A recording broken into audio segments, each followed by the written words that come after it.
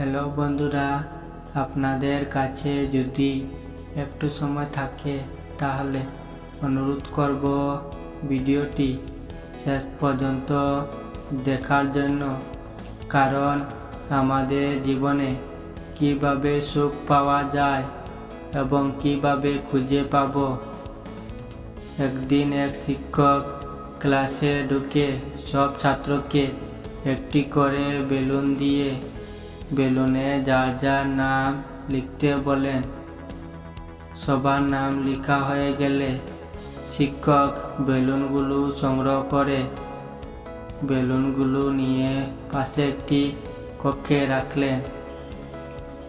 এরপর শিক্ষক সব ছাত্রকে 5 মিনিট সময় দিয়ে তাদের নিজেদের নাম সম্বলিত বেলুনটি খুঁজতে বললেন।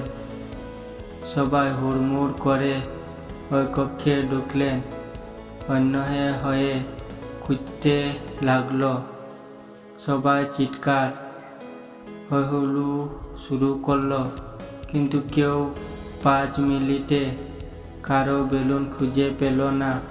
উপরন্তু অনেক বেলুন নষ্ট হয়ে গেল। এরপর শিক্ষক একইভাবে আরো একটি কক্ষে আবার সব বেলুন দিয়ে যে কোনো একটি করে বেলুন খুঁজতে বলেন।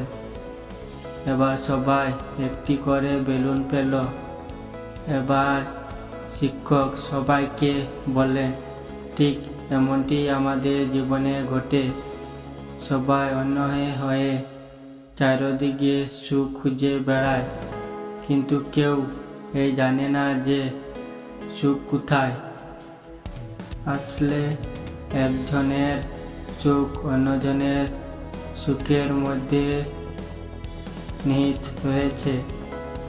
তোমরা অন্যকে সুখী করো, তাহলে নিজেদের সুখটা পেয়ে যাবে। সুতরাং অন্যকে সুখী করার চেষ্টা করলে নিজের সুখ পাওয়া যায়। তাই আসুন আমরা অন্যের সুখে নিজেদের সুখ খোঁজার চেষ্টা করি।